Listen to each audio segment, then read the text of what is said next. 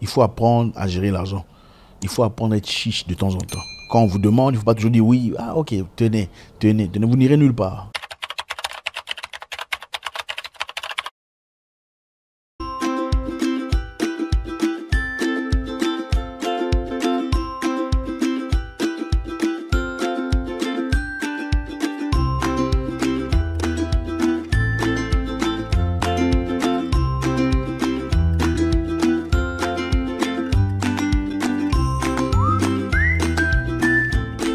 Première chose, si vous n'aimez pas votre situation, bougez.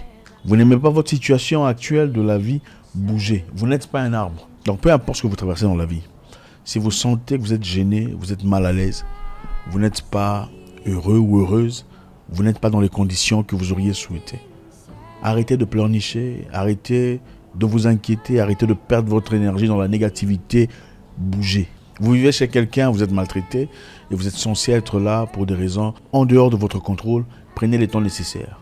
Commencez à vous préparer. Au lieu de pleurnicher, au lieu de raconter des choses, au lieu de fabriquer des histoires, au lieu de rester malheureuse, bougez. Vous n'êtes pas un arbre. Vous êtes dans une situation, un fiançailles pourri, dans des conditions irrespectueuses.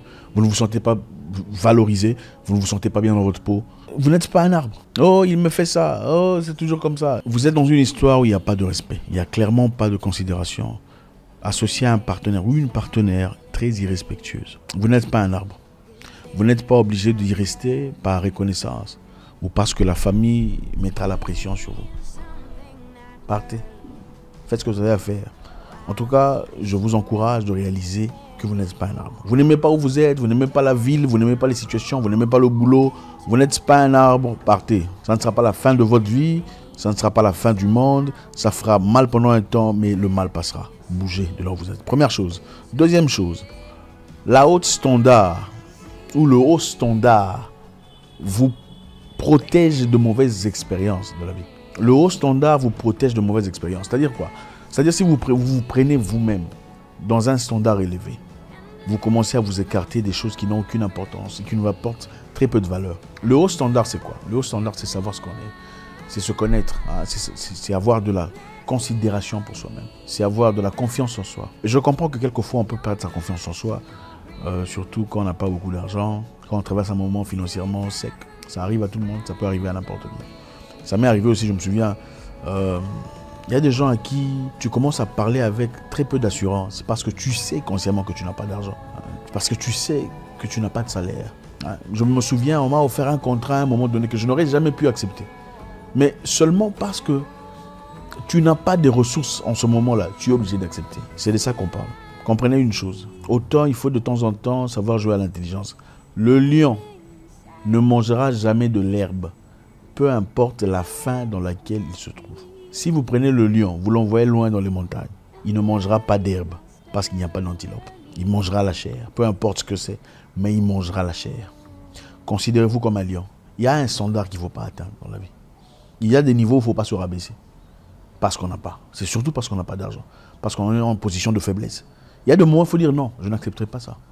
Moi, je me souviens aussi, on m'a offert un travail à l'époque avec un salaire vraiment négligeable. Mais je ne pouvais même pas discuter parce que j'avais traversé un moment de sécheresse, un moment aride, difficile. Quand l'opportunité se présente, tu es en train de trembler pendant la négociation. Tu te dis, ah, si je demande ça, c'est peut-être de trop. Je veux rater l'opportunité. Tu te dis aussi, bon, si je demande un peu trop bas, c'est peut-être moi qui vais en souffrir. C'est ça la réalité. En fin de compte, on me dit, bon, c'est autant. Moi, j'ai dit non, je pensais pouvoir avoir autant. Il me dit non, non, c'est autant que tu vas avoir. En tout cas, je ne pouvais pas discuter parce que je savais que je n'avais rien. Mais il faut savoir développer cette confiance en soi. Le haut standard te protège de mauvaises expériences.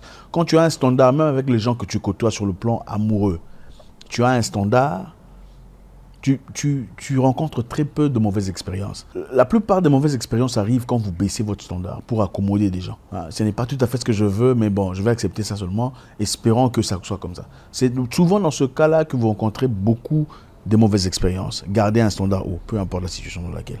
Numéro 3, des éléments qui peuvent vous aider à avancer dans la vie. Manager l'argent est beaucoup plus important que avoir de l'argent. Savoir comment gérer l'argent est plus important que savoir gagner l'argent. Parce que la réalité, quoi, la grande différence entre la plupart des gens, ce qu'on appelle vulgairement des gens qui ont de l'argent et ceux qui n'en ont pas, ce n'est pas parce que les premiers sont chanceux, c'est principalement parce qu'ils savent comment gérer ou manager l'argent. Tu peux gagner 1000 € le jour, mais si tu dépenses 900 € chaque jour, tu n'iras nulle part. Peu importe ton salaire. Tu peux avoir 10 000 $ à la fin du mois. Si tu dépenses 9 000 $, tu n'iras nulle part. Gagner ou avancer ou progresser dans la vie, dans un monde capitaliste, on est obligé d'en parler, c'est savoir plus protéger, plus garder, plus retenir que dépenser. C'est ça la réalité. Donc, il faut apprendre à gérer l'argent.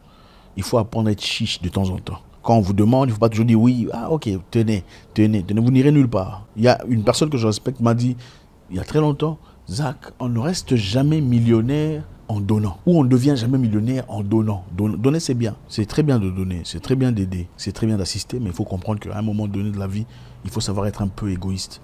Parce que la réalité, c'est celle-ci. Quand vous donnez, on n'arrête jamais de demander. C'est ça la réalité. Il faut savoir à un moment donné, faire de soi-même une priorité. Vous avez des projets, des ambitions à accomplir. Focalisez-vous sur vos ambitions personnelles. Vous êtes aussi important que les autres. La réalité, c'est celle-ci. Quand on vient vous demander, ah non, il y a l'enfant qui s'est cassé la jambe. Ah non, il y a le cousin au village qui est malade. Il y a notre tante qui est tombée du haut de l'arbre de palmier. On vous demande parce que vous donnez. Mais quand on vous demande, vous commencez à dire non, je ne peux pas pour l'instant. On va arrêter de vous demander. C'est ça la réalité. Les gens font toujours attention, dans les familles surtout, ils font attention à ceux qui peuvent donner. C'est ça la réalité. N'avez-vous pas un cousin quelque part qui n'a pas d'argent et personne ne parle de lui? Personne ne va lui visiter? Personne ne cherche où il est et qu'est-ce qu'il a fait? Parce qu'il n'a pas d'argent, c'est clair. Mais nous avons tous dans nos familles quelqu'un qui se retrouve financièrement et tout le monde connaît sa situation. Ah, il a acheté une nouvelle voiture, tu as vu? Ah, il paraît qu'il a des parcelles. C'est ça la réalité. Malheureusement, l'argent joue un rôle très important, un rôle un peu plus que nécessaire dans nos vies. Donc, apprenez à sauver. Manager l'argent est plus important que gagner de l'argent. Pour finir, numéro 4, les choses deviennent toujours difficiles avant le résultat. Les choses deviennent toujours difficiles avant d'avoir des résultats. Donc, ne vous en prenez pas trop. Ne pleurnichez pas trop quand c'est dur. Ça veut dire que vous êtes peut-être près de la solution. Imaginez-vous une femme. Qu'est-ce qui se passe chez une femme quand elle tombe enceinte? Elle a des malaises. Des fois, elle vomit. Elle n'est pas bien dans sa peau. Les pieds qui gonflent. Le nez qui gonfle, le visage qui change. Et à un moment donné, elle pleure. Quand c'est une grossesse difficile, elle pleure et elle jure, beaucoup jurent d'ailleurs, de ne plus jamais avoir d'enfant. C'est ça la douleur d'enfantement. Et après, qu'est-ce qui se passe? Après avoir eu son enfant, elle oublie totalement tout ce qu'elle a dit. Les injures, les insultes vis-à-vis de son mari aussi. Toi, je ne ferai plus jamais d'enfant. Elles oublient. C'est ça la douleur d'enfantement. Je ne sais pas ce que c'est dans votre cas. Peut-être que vous êtes en train de traverser simplement la douleur d'enfantement. Un moment difficile, dur dans votre vie, où rien ne semble marcher. Ne changez pas de direction. Les choses deviennent toujours difficiles avant de voir une solution. Toute transformation a besoin d'une explosion. C'est-à-dire, toute production doit être déformée. Il faut une déformation avant d'avoir une formation. Merci infiniment les amis, c'est toujours avec beaucoup de plaisir. J'espère qu'on a tiré une leçon aujourd'hui. J'espère vous parler encore très bientôt dans une nouvelle vidéo. Au revoir.